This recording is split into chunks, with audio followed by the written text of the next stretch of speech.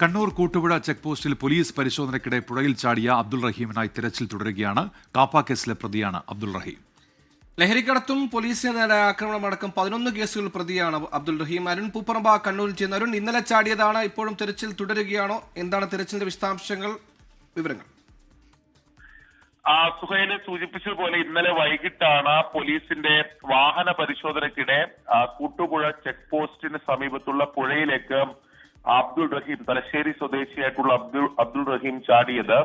ദേഹപരിശോധന നടത്താൻ ഒരുങ്ങുന്നതിനിടെ ഇയാൾ ഓടി രക്ഷപ്പെടുകയായിരുന്നു. അതിനിടെ പുഴയിലേക്ക് ചാടുകയും ചെയ്തു. ഇന്നലെ ഫയർഫോഴ്സിന്റെയും പോലീസിന്റെയും നാട്ടുകാരുടെ ഒക്കെ നേതൃത്വത്തിൽ ഈ പുഴയിൽ തെരച്ചിൽ നടത്തിയിരുന്നു. രാത്രിയിലും തെരച്ചിൽ നടത്തിയിരുന്നു. പക്ഷെ ഇയാളെ കണ്ടെത്താൻ സാധിച്ചിട്ടില്ല. രാവിലെ വീണ്ടും തെരച്ചിൽ പുനരാരംഭിക്കും എന്നതാണ് നമുക്ക് ലഭിക്കുന്ന വിവരം. അതിനിടെ പോലീസ് ഈ അബ്ദുൾ റഹീമിനെ സംബന്ധിച്ച് ചില വിവരങ്ങൾ കൂടി പുറത്തുവിടുന്നുണ്ട്. ഇയാൾ കാപ്പ കേസ് പ്രതിയാണ് എന്നതാണ് പോലീസ് നൽകുന്ന വിവരം.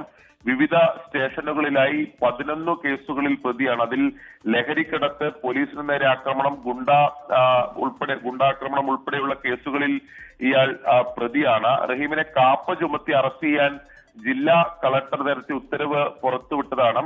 അതിന് പിന്നാലെയാണ് ഇയാൾ ഒളിവിൽ പോയത്. ഇന്നലെ ഈ കൂട്ടുപുഴ ചെക്ക് പോസ്റ്റിൽ ഇയാൾ പോലീസിന് മുന്നിൽ പെടുകയായിരുന്നു. അങ്ങനെയാണ് പെട്ടെന്ന് ഓടി ഈ പുഴയിലേക്ക് ചാടുകയും ചെയ്തത്. എന്തായാലും ഇയാൾക്ക് വേണ്ടിയിട്ടുള്ള തെരച്ചിൽ ഇന്ന് രാവിലെ വീണ്ടും പുനരാരംഭിക്കുകയും ചെയ്യും.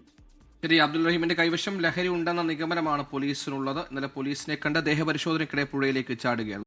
ലോകത്തെവിടെയായാലും ഏത് സമയത്തും 24 വാർത്തകളും ഓഗ്മെന്റഡ് റിയാലിറ്റി പാക്കേജുകളും എക്സ്പ്ലെയിനറുകളും വിശദമായി കാണാൻ ഞങ്ങളുടെ യൂട്യൂബ് ചാനൽ നിങ്ങൾക്ക് സബ്സ്ക്രൈബ് ചെയ്യാം.